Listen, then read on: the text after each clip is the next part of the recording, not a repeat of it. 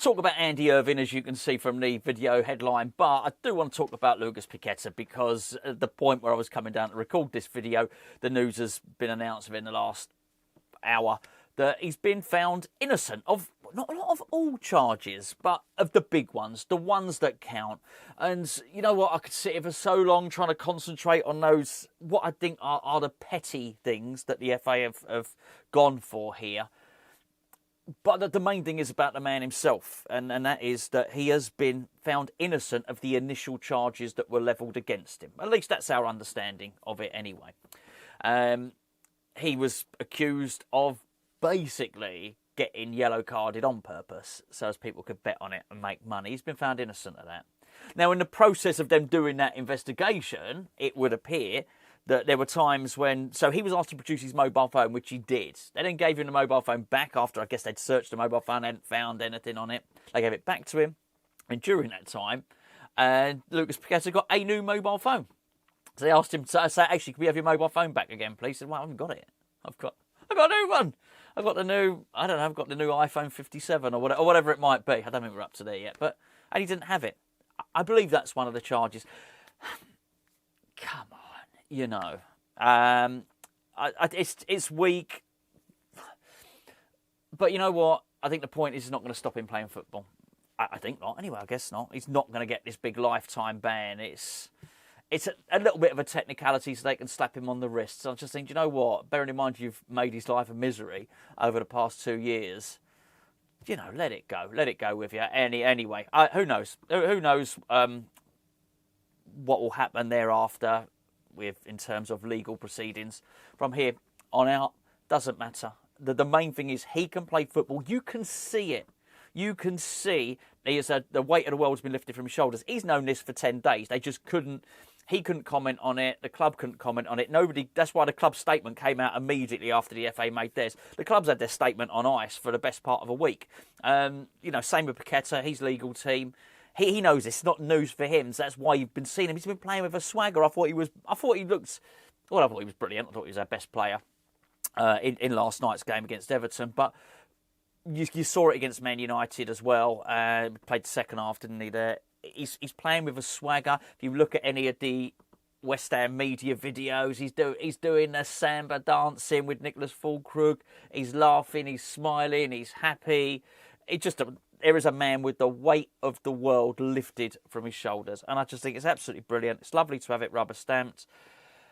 Lots of lovely pink and fluffy stuff being said at the moment, that he loves it at West Ham and he's more than happy to stay for another season, that he feels because West Ham have been loyal to him, because the fans have supported him and because of all that stuff. This is great. And I think we'll get a really good and improved player as a result of it. And he is one of our best players. We talk about these players that just walk into the first team. Well, he's one of them. I'd love to see at least another season with Lucas Paqueta back with his full swagger. Lots of samba dancing, all that stuff. We want to see it all. And I wouldn't be surprised if he does stay around. I think he'd get a lot of goals actually this season. Would not be surprised if this is his best season for goals coming up. So yeah, happy days. Somebody who's not going to have his best season for West Ham is Andy Irving, the Iron Brew Iniesta, swerving Irving, bit of a cult hero. West Ham have had rejected a bid. So initially you think, well, hold on, they've rejected a bid for him, we're keeping him. I don't think so. It would have seemed that the bid is just not high enough. I think the bid was a couple of £1 million. We don't know who made the bid. Information is very, very thin on the ground at the moment. But I don't think he'll be here. I don't think he'll be here for much longer. I don't think he'll be here.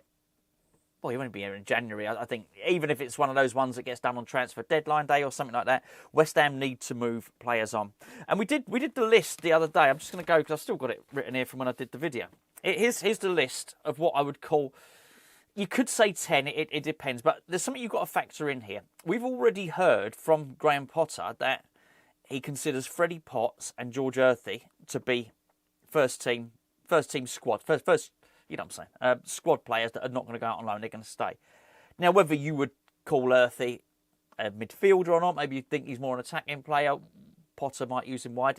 Whatever. So we got George Earthy, we got Preston Fearon, we got Freddie Potts, we got Lewis Orford, Lucas Paqueta, Andy Irving, Edson Alvarez, Guido Rodriguez, James Ward-Prowse, Thomas Souček.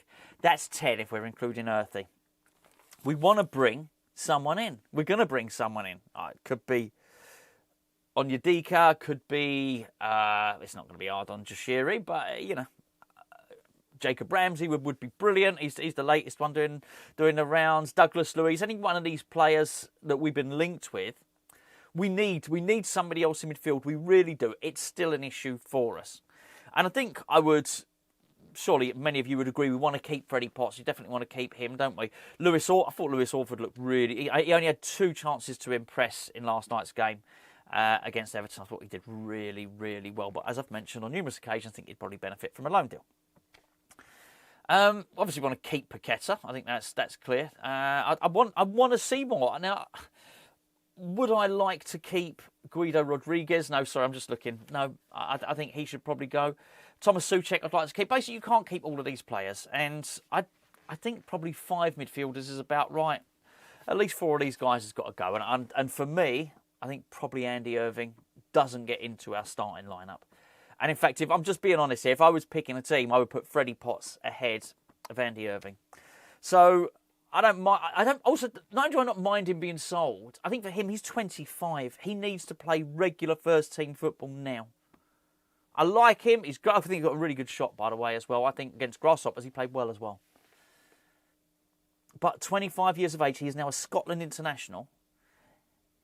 He could, if he goes and joins an SPL club, for example, I think he'd be a really, really good player. I think he'd play a lot of games in midfield. I think he'd probably end up playing for Scotland. He'd probably end up getting a number of Scotland caps. How many Scotland caps is he going to continue to get if he stays at West Ham? He made 10 appearances last season. Was it 1 start, 2 starts? That's not good enough. We don't have European football. So the club have rejected it. But yeah, I'd sell him. I would definitely sell him.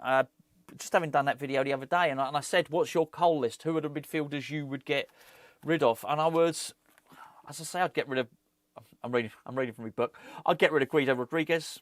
I definitely would there. I would get rid of James Ward-Prowse. I don't think we will, but I would get rid of James Ward-Prowse. I can thin that list down. I'm not in a massive hurry to get rid of Edson Alvarez, actually.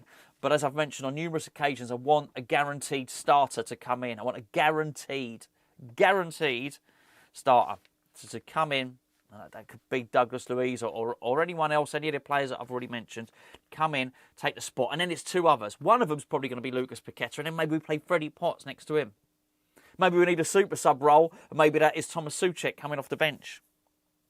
You see where the issues are here. That means Edson Alvarez is not even in the team. But I would prefer Edson Alvarez on the bench before James Ward-Prowse or Guido Rodriguez or Speedo Rodriguez. Absolutely, I would.